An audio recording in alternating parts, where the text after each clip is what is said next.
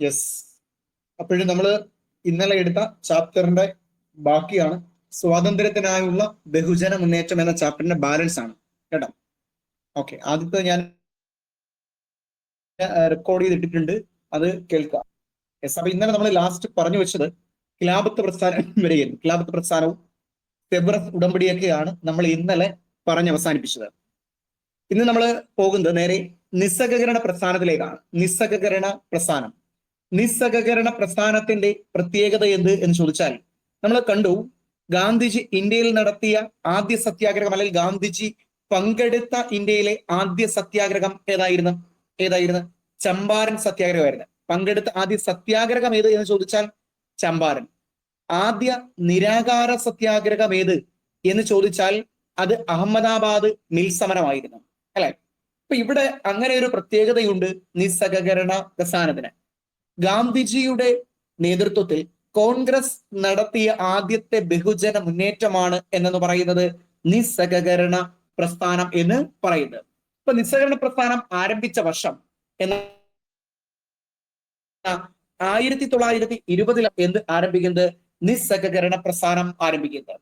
ഇനി നിസ്സഹകരണ പ്രസ്ഥാനം ഇതിനകത്തില്ല എങ്കിൽ ജസ്റ്റ് ഓർക്കുക, നിസ്സഹകരണ പ്രസ്ഥാനം ആരംഭിക്കാൻ തീരുമാനിച്ച INC സമ്മേളനം ഏതാണെന്ന് പറയാമോ? നിസ്സഹകരണ പ്രസ്ഥാനം ആരംഭിക്കാൻ തീരുമാനിച്ച INC സമ്മേളനം ഏതാണ്? ഏത് സമ്മേളനമായിരുന്നു?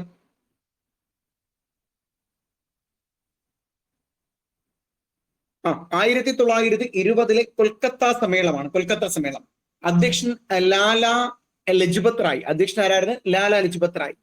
ഇനി നിസ്സഹകരണ പ്രസ്ഥാനം പ്രമേയം അവതരിപ്പിച്ചാണ് കൊൽക്കത്ത, സ്പെഷ്യൽ സെക്ഷൻ ആയിരുന്നു. എന്നാൽ നിസ്സഹകരണ പ്രസ്ഥാനം ആരംഭിക്കുന്നതിനുള്ള പ്രമേയം പാസാക്കിയ INC സമ്മേളനം നാഗ്പൂർ സമ്മേളനമാണ്. വിജയരാഘവാചാര്യായിരുന്നു അതിന്റെ അധ്യക്ഷൻ. ക്ലിയർ ആയിട്ട് മനസ്സിലായി? നിസ്സഹകരണ പ്രസ്ഥാനം ആരംഭിച്ചത് 1920 എന്താണ് അതിന്റെ പ്രത്യേകത? ഗാന്ധിജിയുടെ നേതൃത്വത്തിൽ INC നടത്തിയ ആദ്യ ബഹുജന മുന്നേറ്റമാണ് എന്നു പറയുന്നത് നിസ്സഹകരണ പ്രസ്ഥാനം എന്ന് പറയുന്നത്. അത്രയും ഭാഗം ക്ലിയർ ആണ്.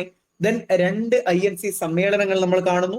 കൊൽക്കത്തയിൽ പ്രമേയം അവതരിപ്പിച്ചെങ്കിൽ നാഗ്പൂർ INC സമ്മേളനത്തിൽ എന്ത് ചെയ്യുന്നു? ആ പ്രമേയം പാസ്സാക്കുന്നു. ഇത്രയും കാര്യം ഓക്കെയാണ്. ഇനി നേരെ നമ്മൾ ഹിന്ദ് സ്വരാജ് എന്ന് പറയുന്ന ഒരു പുസ്തകത്തെ പറ്റി ജസ്റ്റ് ഒരു കോളത്തിലുണ്ട്, നമ്മൾ നോക്കുകയാണ്. ഹിന്ദ് സ്വരാജ് ഗാന്ധിജി രചിച്ച ആദ്യ പുസ്തകം എന്ന പ്രത്യേകത എന്തിനുണ്ട്? ഹിന്ദ് സ്വരാജ്. അപ്പൊ അതൊക്കെ പഠിച്ചോണേ. ഗാന്ധിജി രചിച്ച ആദ്യ പുസ്തകം ഏതാണ്? അത് ഹിന്ദ് സ്വരാജ്. ഹിന്ദ് സ്വരാജ്. ഇനി ഗാന്ധിജി ഹിന്ദ് സ്വരാജ് എന്ന് പറയുന്ന ബുക്ക് രചിച്ച വർഷം ജസ്റ്റ് മനസ്സിൽ കൂടെ പോട്ടെ. മിന്റോ മോർലി ഭരണപരിഷ്കാരം എന്താ നിങ്ങൾക്ക് ഓർമ്മയുണ്ടോ? അതേ വർഷം തന്നെ പഠിച്ചോണം. 1909. 1909. അപ്പൊ പഠിക്ക്. ഹിന്ദ് സ്വരാജ് എന്ന ബുക്കിന്റെ പ്രത്യേകത എന്താ? ഗാന്ധിജി രചിച്ച ആദ്യ പുസ്തകമാണ് ഹിന്ദ് സ്വരാജ്. ഹിന്ദ് സ്വരാജ് ഏത് വർഷമായിരുന്നു? 1909. 1909. ഇനി പുസ്തകത്തിന് ഒരു വിശേഷണമുണ്ട്, അതുകൂടി പഠിക്കണേ. ഗാന്ധിജിയുടെ രാഷ്ട്രീയ നയപ്രഖ്യാപന രേഖ എന്ന് വിശേഷിപ്പിക്കുന്ന ബുക്കാണ് ഹിന്ദ് സ്വരാജ്. ഒന്നുകൂടെ കേക്ക്. ഗാന്ധിജിയുടെ രാഷ്ട്രീയ നയപ്രഖ്യാപന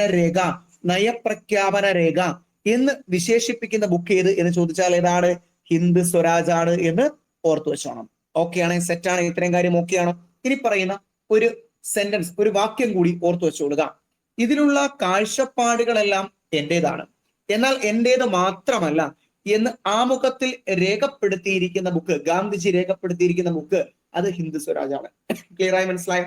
അതായത് ഇതിലെ കാഴ്ചപ്പാടുകളെല്ലാം എന്റേതാണ്, എന്നാൽ എന്റേത് മാത്രമല്ല എന്ന് ഗാന്ധിജി ഏതിന്റെ ആമുഖത്തിൽ എഴുതിയിരിക്കുന്നു? ഹിന്ദ് സ്വരാജിന്റെ ആമുഖത്തിൽ എഴുതിയിരിക്കുന്നു.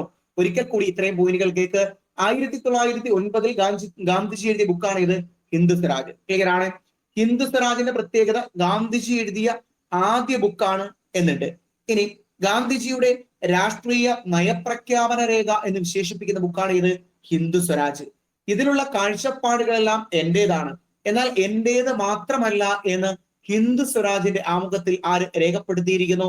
ഗാന്ധിജി രേഖപ്പെടുത്തിയിരിക്കുന്നു എന്നുകൂടി ഓർത്തു വെച്ചേക്കണം. ഇത്രയും കാര്യം മനസ്സിലായോ? ഓക്കെ. ഇനി ഈ ഹിന്ദ് സ്വരാജ് എന്തിനാണ്? ഈ നിസ്സഹകരണ പ്രസ്ഥാനം പഠിച്ച സമയത്ത് നമ്മൾ പഠിച്ചത് ഇതിനകത്ത് ഇതിനകത്ത് പ്രമേയം ഗാന്ധിജി വിശേഷിപ്പിക്കുന്നത്, അതായത് ഇന്ത്യയിൽ ബ്രിട്ടീഷുകാർ ഭരണം പിടിച്ചെടുത്തത് ഇന്ത്യക്കാരുടെ സഹകരണത്തോടു കൂടിയാണ് നമ്മൾ ആദ്യം കണ്ടായിരുന്നു അല്ലെ.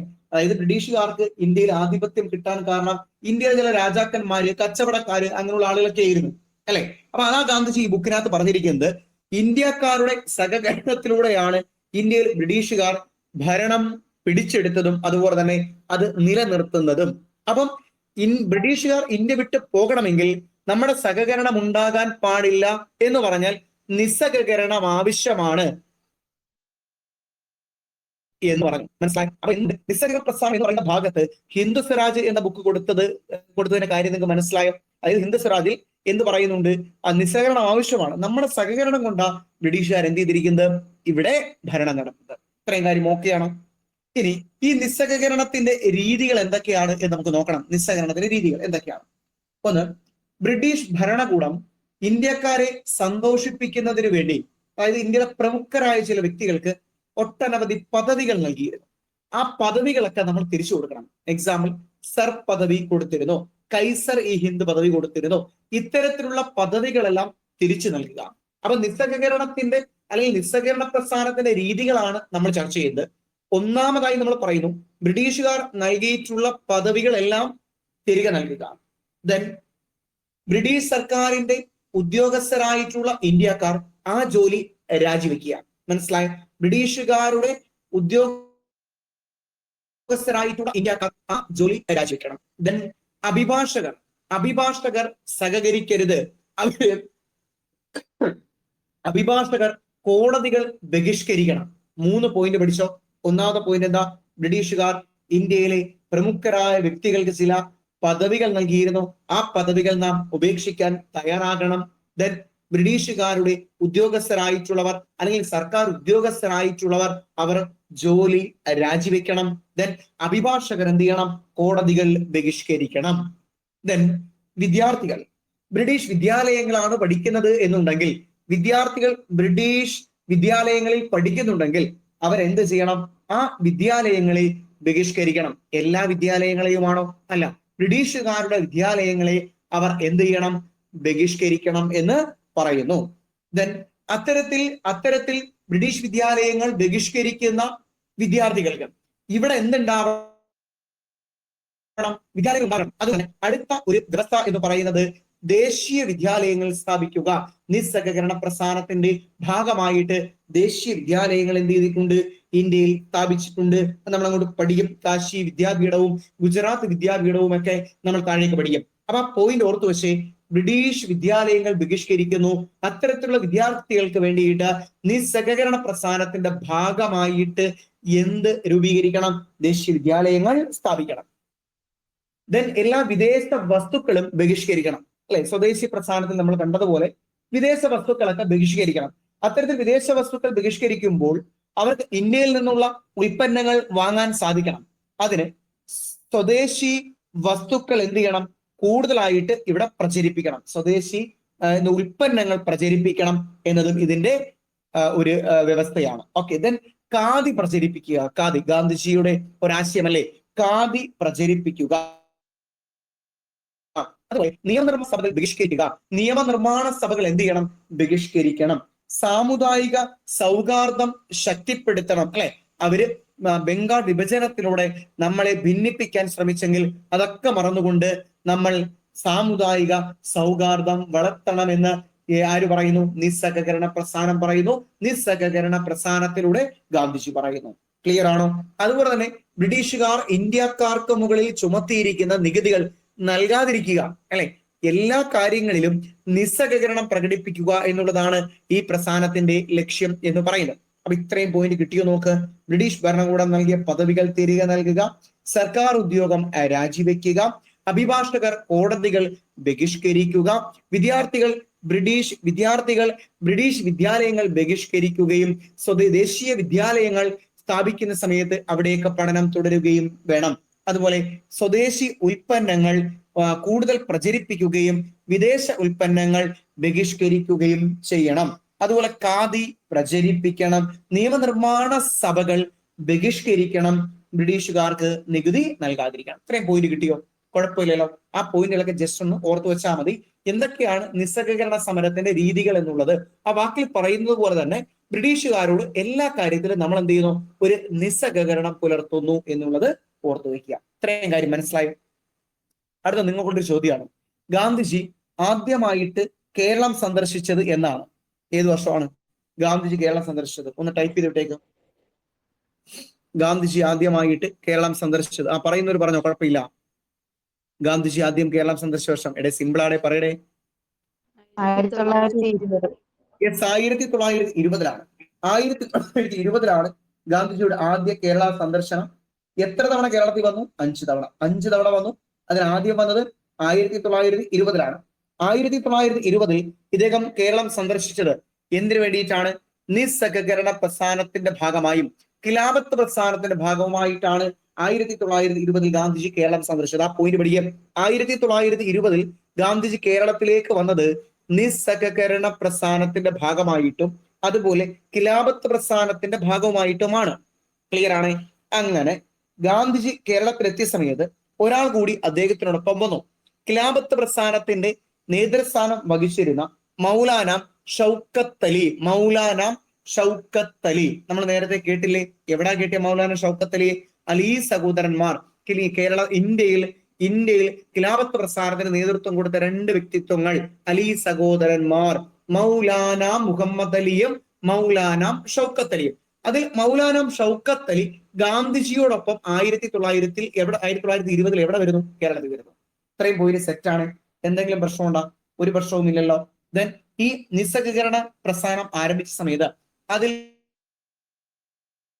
ഒരുപാട് ആളുകൾ സഹകരിച്ചു. അത് ആരൊക്കെയാണ്? മീൻസ് നിസ്സഹകരണ പ്രസ്ഥാനത്തോട് സഹകരിച്ചു എന്ന് പഠിക്കണം. ബ്രിട്ടീഷുകാരോട് നിസ്സഹകരണം പുലർത്തുകയും നിസ്സഹകരണ പ്രസ്ഥാനത്തോട് സഹകരണം പുലർത്തുകയും ചെയ്തു. ആരൊക്കെ? സ്ത്രീകൾ, തൊഴിലാളികൾ, വിദ്യാർത്ഥികൾ, ഗോത്ര ജനത, കർഷകർ, ഇങ്ങനെ ഒട്ടനവധി ആളുകൾ ഈ നിസ്സഹകരണ പ്രസ്ഥാനത്തിന്റെ ഭാഗമായി. അതിൽ സ്ത്രീകൾ എന്ത് ചെയ്യുന്നു ചോദിച്ചാൽ വിദേശ വസ്ത്രങ്ങൾ ബഹിഷ്കരിച്ചു. ഓർത്താൽ സ്ത്രീകളെ സംബന്ധിച്ച് അവർ കൂടുതലായിട്ട് വാങ്ങാൻ സാധ്യതകൾ എന്തോന്നാണ്? വസ്ത്രങ്ങളാണ്. ആ വസ്ത്രങ്ങൾ അവരങ്ങ് ബഹിഷ്കരിച്ചു. ഇനി എവിടെങ്കിലും വിദേശ വസ്തുക്കൾ കണ്ടെത്തിയാൽ ആ വിദേശ വസ്തുക്കൾ കൂട്ടിയിട്ട് കത്തിക്കുന്ന ഒരു പ്രവണത വന്നു. നമ്മൾ കണ്ടില്ലേ? എന്താണ് ഈ വസ്ത്രങ്ങൾ ബഹിഷ്കരിച്ച അതല്ലാതെ കണ്ട് ഈ വസ്ത്രങ്ങൾ ബഹിഷ്കരിച്ച ഒരു വനിതാ വ്യക്തിത്വത്തെ നമ്മൾ കേരള നവോത്ഥാന നേതാക്കൾ എന്ന് പറയുന്ന ഭാഗത്ത് പഠിച്ചില്ലായിരുന്നോ? ബ്രിട്ടീഷുകാർക്കെതിരെ വിദേശ വസ്ത്രശാലകൾക്കെതിരെ പ്രക്ഷോഭം അഴിച്ചുവിട്ട ഒരു വനിതാ വ്യക്തിത്വം AV കുട്ടിമാളു അമ്മ. അപ്പം നിസ്സഹകരണ പ്രസ്ഥാനത്തിന്റെ ഭാഗമായിട്ട് പഠിച്ച് വനിതകൾ എന്ത് ചെയ്ത് വസ്ത്രങ്ങളൊക്കെ വിദേശ വസ്ത്രങ്ങൾ ബഹിഷ്കരിച്ചു. വിദേശ തുണിത്തരങ്ങൾ ശേഖരിച്ച് കത്തിച്ചു. അവർക്ക് പറ്റുന്ന കാര്യം അവർ ചെയ്തു. ദെൻ തൊഴിലാളികൾ എന്താ ചെയ്തത്? അതായത് പണിമുടക്കുകൾ ആരംഭിച്ചു. തൊഴിലാളികൾ എന്ത് ചെയ്തു? പണിമുടക്ക് ആരംഭിച്ചു. ദെൻ വിദ്യാർത്ഥികൾ, നമ്മൾ നേരത്തെ പറഞ്ഞു, വിദ്യാർത്ഥികൾ എന്തായിരിക്കും ചെയ്ത്? നിസ്സഹകരണ പ്രസ്ഥാനം പറഞ്ഞു, നിങ്ങൾ ബ്രിട്ടീഷ് വിദ്യാലയങ്ങൾ ബഹിഷ്കരിക്കുക, ഇന്ത്യൻ ദേശീയ വിദ്യാലയങ്ങൾ ആരംഭിക്കും, അതിൽ ചേർന്ന് പഠിക്കുക. അങ്ങനെ വിദ്യാർത്ഥികൾ എന്ത് ചെയ്തു? ബ്രിട്ടീഷുകാരുടെ നിയന്ത്രണത്തിലുള്ള എല്ലാ വിദ്യാലയങ്ങളിൽ നിന്നും രാജിവെച്ച് എവിടെ വരുന്നു? ഈ പറഞ്ഞ ദേശീയ വിദ്യാലയങ്ങളിലേക്ക് വരുന്നു. ആ സമയത്ത് അല്ലെങ്കിൽ നിസ്സഹകരണ പ്രസ്ഥാനത്തിന്റെ ഭാഗമായിട്ട് ആരംഭിച്ച പ്രധാനപ്പെട്ട വിദ്യാലയങ്ങൾ ഞാൻ നേരത്തെ പറഞ്ഞു. ബനാറസ് വിദ്യാപീഠം, ഗുജറാത്ത് വിദ്യാപീഠം, അതുപോലെ അലിഗഡിലെ ജാമിയ മിലിയ ഇസ്ലാമിയ യൂണിവേഴ്സിറ്റി. ഒന്നുകൂടി പഠിക്കണം. ഞാൻ യൂണിവേഴ്സിറ്റി എന്ന് പറയാൻ പറ്റത്തില്ല, എന്താണ് വിദ്യാപീഠം എന്നേ പറയാൻ പറ്റുള്ളൂ. പിന്നീട് നിലവിൽ അത് എന്തായിട്ടുണ്ട്? യൂണിവേഴ്സിറ്റി ആയിട്ടുണ്ട്. അപ്പൊ ബനാറസിലെ വിദ്യാപീഠം മീൻസ് ബനാറസിലെ കാശി വിദ്യാപീഠം, അതുപോലെ ഗുജറാത്ത് വിദ്യാപീഠം, അലിഗഡിലെ ജാമിയ മിലിയ ഇസ്മാനിയ വിദ്യാപീഠം. ഇത്രയും കാര്യം ഓക്കെയാണ്, സെറ്റാണോ? പ്രശ്നമില്ലല്ലോ. ഇനി ഗോത്ര ജനത എന്ത് ചെയ്ത്? ഈ ഗോത്ര ജനതയ്ക്ക് മേളിലെ ബ്രിട്ടീഷുകാർ ഒട്ടനവധി വന നിയമങ്ങളൊക്കെ നടപ്പിലാക്കിയിരുന്നു. അവരെന്ത് ചെയ്ത്? ആ വന നിയമങ്ങളൊക്കെ അങ്ങോട്ട് ബഹിഷ്കരിച്ചതിന് ശേഷം നേരെ അവർ വന വിഭവങ്ങൾ ശേഖരിക്കുന്നതിന് വേണ്ടിയിട്ട് പോകുന്നു. ക്ലിയർ ആണോ? അതായത് ബ്രിട്ടീഷുകാർ കൊണ്ടുവന്ന വന നിയമങ്ങൾ ലംഘിച്ചുകൊണ്ടാണ് ഗോത്ര ജനത നിസ്സഹകരണ പ്രസ്ഥാനത്തിന്റെ ഭാഗമായിട്ട് മാറിയത്. ദെൻ കർഷകർ എന്ത് ചെയ്തു? ഈ സമയത്ത് കുറെ അധികം കിസാൻ സഭകൾ രൂപീകരിക്കപ്പെട്ടിട്ടുണ്ട്. കിസാൻ സഭ മനസ്സിലായോ? അതായത് കിസാൻ സഭകൾ രൂപീകരിക്കപ്പെട്ടു എന്ന് പറയുമ്പോൾ അതിൽ പ്രധാനപ്പെട്ട ഒന്ന് നമ്മൾ ഓർത്തു വെക്കണം. ഔദ് കിസാൻ സഭ 1920 നിസ്സഹകരണ പ്രസ്ഥാനത്തിന്റെ ഭാഗമായിട്ട് ആരംഭിച്ച ഒരു കിസാൻ സഭയാണ് ഔദ് കിസാൻ സഭ. ഔദ് കിസാൻ സഭ പഠിച്ചോ? ഔദ് കിസാൻ സഭ. ഈ ഔദ് കിസാൻ സഭയുടെ പ്രത്യേകത എന്താ? ഒരുപാട് കിസാൻ സഭകളുണ്ട്. അതിലെന്തിനാ ഔദിനെ നമ്മൾ എടുത്ത് പഠിക്കുന്നത്? നോക്ക്, ഔദ് കിസാൻ സഭ രൂപീകൃതമായത് നമുക്ക് വളരെ സുപരിചിതനായ ഒരു വ്യക്തിയുടെ നേതൃത്വത്തിലാണ്. ആ വ്യക്തിയുടെ പേര് ഗാന്ധിജി അല്ലേ? ഗാന്ധിജി അല്ല, ഇങ്ങനെ പഠിക്കുക. ഗാന്ധിജിയുടെ രാഷ്ട്രീയ പിൻഗാമി എന്നറിയപ്പെടുന്ന വ്യക്തിയുടെ നേതൃത്വത്തിലാണ് ഔദ് കിസാൻ സഭ ആരംഭിച്ചത്. അപ്പൊ ആരാത്? നിങ്ങളുടെ ഉത്തരമൊന്നും Jawaharlal. Yes, very good. Jawaharlal Nehru ആണ്. ആരാണ്? ജവഹർലാൽ നെഹ്റു. ഓക്കെ ആണ്? ഇത്രയും കാര്യം ഓക്കെ ആണോ? തെറ്റാണ്. അങ്ങനെ നിസ്സഹകരണ പ്രസ്ഥാനം നടക്കുകയാണ്. നിസ്സഹകരണ പ്രസ്ഥാനം നടക്കുന്ന സമയത്ത് ഈ നിസ്സഹകരണ പ്രസ്ഥാനത്തിന്റെ ഭാഗമായിട്ട് ഉത്തർപ്രദേശിലെ ഗോരഖ്പൂർ ജില്ലയിൽ ചൗരി ചൗര എന്ന് പറയുന്ന ഒരു ഗ്രാമം, ഒരിക്കൽ കൂടി, നിസ്സഹകരണ പ്രസ്ഥാനം നടക്കുന്ന സമയത്ത് നിസ്സഹകരണ പ്രസ്ഥാനത്തിന്റെ ഭാഗമായി ഉത്തർപ്രദേശിലെ ഗോരഖ്പൂർ ജില്ലയിലെ ചൗരി ചൗര എന്ന് പറയുന്ന ഗ്രാമത്തിൽ ഒരു ജാഥ നടക്കുന്നു. സമാധാനപരമായ ജാഥയാണ്. ഈ സമാധാനപരമായ ജാഥയ്ക്ക് നേരെ ബ്രിട്ടീഷ് പോലീസുകാർ എന്ത് ചെയ്യുന്നു?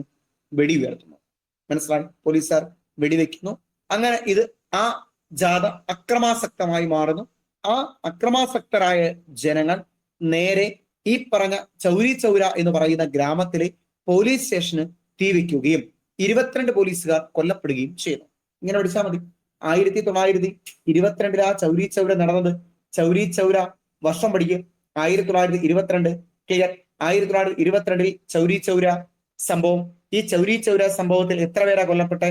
22 നടന്ന ഈ സംഭവത്തിൽ 22 പോലീസുകാർ കൊല്ലപ്പെടുന്നു എന്ന് പഠിച്ചു വയ്ക്കുക. അപ്പം ചൗരി ചൗര സംഭവം നടന്നത് 1922 ഫെബ്രുവരി മാസം 5. ആ ഡേറ്റ് കൃത്യമായി പഠിക്കുക. 1922 ഫെബ്രുവരി മാസം 5. ഓക്കെ ആണോ? കുഴപ്പമില്ലല്ലോ? ഓക്കെ ആണ്. ദെൻ ഈ നിസ്സഹകരണ പ്രസ്ഥാനം പിൻവലിക്കുന്നതിന് കാരണമായ സംഭവം ഏത് എന്ന് ചോദിച്ചാൽ നമ്മൾ ഈ കണ്ട ചൗരി ചൗരയാണ്. ചൗരി ചൗര സംഭവത്തെ തുടർന്ന് ഗാന്ധിജി എന്ത് ചെയ്യുന്നു? ഈ നിസ്സഹകരണ പ്രസ്ഥാനം പിൻവലിക്കുന്നു. നിസ്സഹകരണ പ്രസ്ഥാനം പിൻവലിക്കുകയാണ്.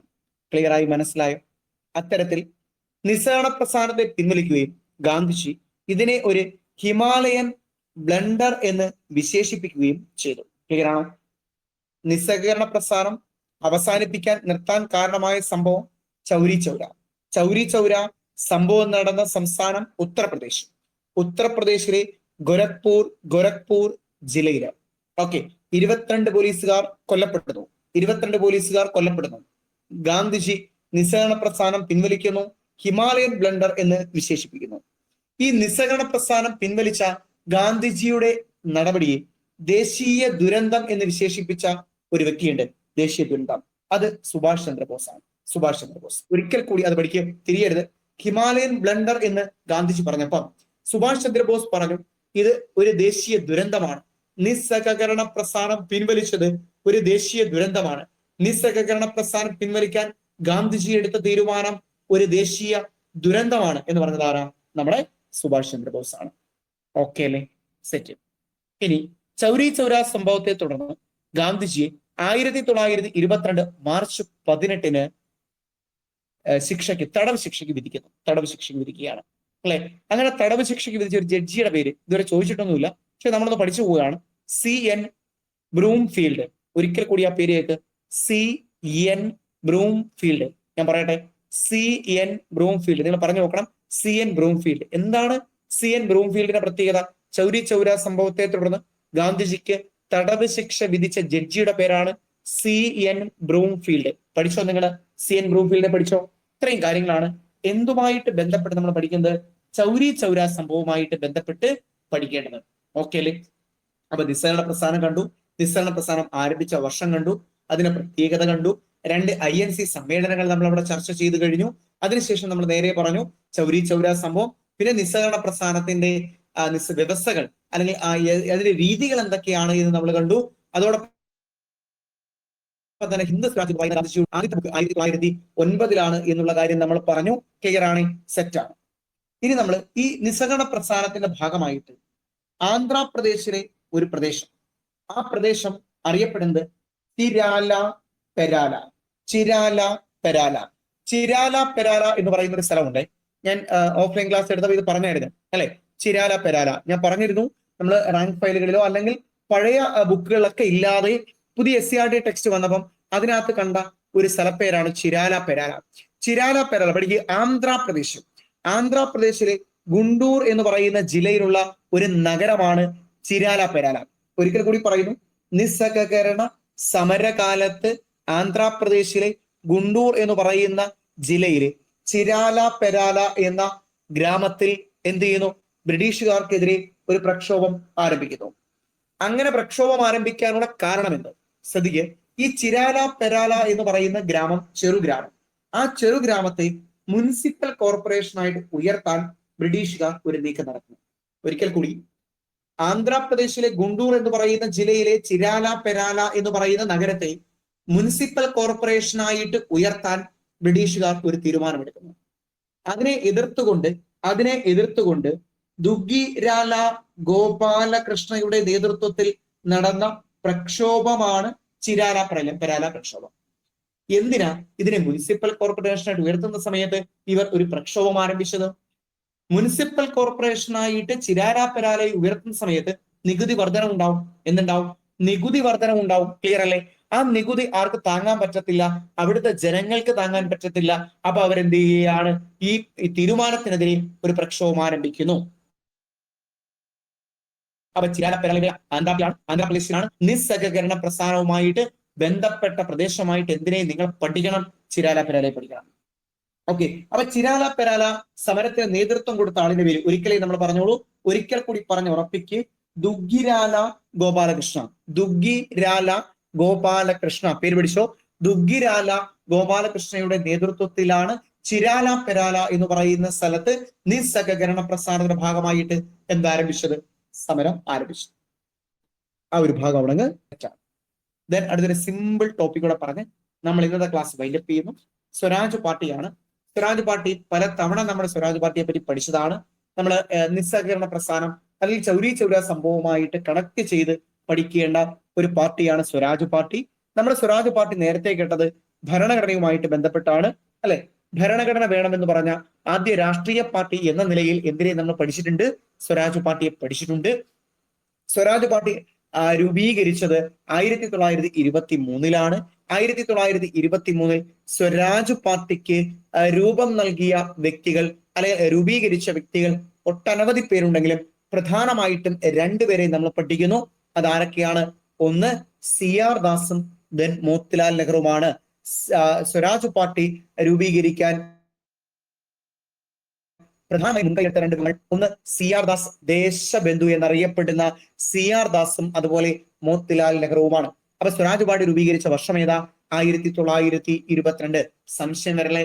1923. 1923 ആണ്. 22 ഞാൻ ഇടയ്ക്ക് പറഞ്ഞില്ലല്ലോ. 1923. കാരണം എന്റെ മനസ്സിൽ ഒരു 22 വന്നു, അത് ഞാൻ പറയാൻ പോവുകയാണ്. അതുകൊണ്ട് ഇടയ്ക്ക് എപ്പോഴെങ്കിലും 22 പറഞ്ഞെങ്കിൽ തിരുത്തണം. സ്വരാജ് പാർട്ടി രൂപീകരിച്ച വർഷം 1923. ഇനി എന്തിനാ ഞാൻ 22 പറഞ്ഞത്? സ്വരാജ് പാർട്ടി രൂപീകരിക്കാൻ തീരുമാനിച്ചത് 1922 1922 സ്വരാജ് പാർട്ടി രൂപീകരിക്കാൻ തീരുമാനിച്ചത്. അങ്ങനെ ഒരു തീരുമാനത്തിലേക്ക് CR ദാസിനെയും മോത്തിലാൽ നെഹ്റുവിനെയും ഹക്കീം അജ്മൽ ഖാനിനെയും വിതൽ ഭായ് പട്ടേലിനുമൊക്കെ കൊണ്ടെത്തിച്ച കാരണം എന്താണ്? നിസ്സഹകരണ പ്രസ്ഥാനം പിൻവലിക്കാൻ ഗാന്ധിജി തീരുമാനിച്ചതാണ്. അപ്പൊ നിസ്സഹകരണ പ്രസ്ഥാനം പിൻവലിച്ചതിന് പ്രതിഷേധിച്ചുകൊണ്ട് INC-യിലെ കോൺഗ്രസിലെ തന്നെ ചില നേതാക്കൾ ചേർന്ന് രൂപീകരിച്ച രാഷ്ട്രീയ പാർട്ടിയാണ് സ്വരാജ് പാർട്ടി. രൂപീകരിക്കാൻ തീരുമാനിച്ചത് 1922 INC സമ്മേളനത്തിലാണ്. 1922 ഈ INC സമ്മേളനം നിങ്ങൾക്കറിയാം, ഗയ സമ്മേളനമാണ്. CR ദാസിന്റെ അധ്യക്ഷതയിലുള്ള ഗയ INC സമ്മേളനത്തിലാണ് സ്വരാജ് പാർട്ടി രൂപീകരിക്കാൻ തീരുമാനിച്ചത്. ക്ലിയർ? രൂപീകരിച്ചത് 1923. പ്രധാനപ്പെട്ട രണ്ട് വ്യക്തികൾ CR ദാസും മോത്തിലാൽ നെഹ്റുവും. ക്രമത്തിൽ തന്നെ പഠിക്കുക. CR ദാസ്, മോത്തിലാൽ നെഹ്റു. CR ദാസ് ആദ്യ പ്രസിഡന്റ്, മോത്തിലാൽ നെഹ്റു ആദ്യ സെക്രട്ടറി. ഓക്കെ ആണോ? ഇത്രയും കാര്യം ഓക്കെ? ഓക്കെ. അപ്പൊ 1923 സ്വരാജ് പാർട്ടി. ജനുവരിയിലാണ് ആദ്യ സമ്മേളനം നടക്കുന്നത്, അലഹബാദ്. ഇനി ജസ്റ്റ് ഒന്ന് രണ്ട് പോയിന്റ് ഞാൻ പറയാം, കാരണം നാളെ നമ്മൾ ഈ സ്വരാജ് പാർട്ടി ഡിസ്കസ് ചെയ്യേണ്ടത്. അപ്പൊ വീണ്ടും ഇത് പറയണ്ടല്ലോ, ജസ്റ്റ് അങ്ങ് പറഞ്ഞേക്കാം. സ്വരാജ് പാർട്ടി തുടക്കത്തിൽ അറിയപ്പെട്ടിരുന്ന പേരുണ്ട്. സ്വരാജ് പാർട്ടി തുടക്കത്തിൽ അറിയപ്പെട്ടിരുന്ന പേര് കോൺഗ്രസ് ഖിലാഫത്ത് സ്വരാജ് പാർട്ടി. കോൺഗ്രസ് ഖിലാഫത്ത് സ്വരാജ് പാർട്ടി എന്നാണ് എന്ത് ആദ്യകാലങ്ങളിൽ അറിയപ്പെട്ടിരുന്നത്, സ്വരാജ് പാർട്ടി തുടക്കത്തിൽ അറിയപ്പെട്ടിരുന്നത്. ഓക്കെ, ഇത്രയും കാര്യങ്ങളാണ് നമ്മൾ എന്ത് ചെയ്യുന്നത് ഇന്ന് ഡിസ്കസ് ചെയ്യുന്നത്. ചാപ്റ്റർ തീർന്നിട്ടില്ല, ഇനിയും എന്തുണ്ട്, നമ്മൾ സ്വരാജ് പാർട്ടി വരെ എത്തിയോളൂ. ഇനി അങ്ങോട്ട് നമുക്ക് എന്തുണ്ട്, നിയമലംഘന പ്രസ്ഥാനം, അതിനു മുമ്പ് സൈമൺ കമ്മീഷൻ, നിയമലംഘന പ്രസ്ഥാനം, അങ്ങനെ ക്വിറ്റ് ഇന്ത്യ സമരം, അങ്ങനെ നമുക്ക് മുന്നേക്ക് പോകാണ്ട് നമുക്ക് അടുത്ത ദിവസം വീണ്ടും ഇത് തന്നെ റിപ്പീറ്റ് ചെയ്യണം. കാരണം ഈ ഒരു ചാപ്റ്റർ തീരുമ്പോൾ ഇന്ത്യൻ ഹിസ്റ്ററിയുമായിട്ട് ബന്ധപ്പെട്ട അത്യാവശ്യം ടോപ്പിക്ക് നമുക്ക് കിട്ടുന്നതാണ്. ഓക്കെ, ക്ലാസ് വൈൻഡപ്പ് ചെയ്യാം, നമുക്ക് അവസാനിപ്പിക്കാം അവിടെ. ഓക്കെ അല്ലേ?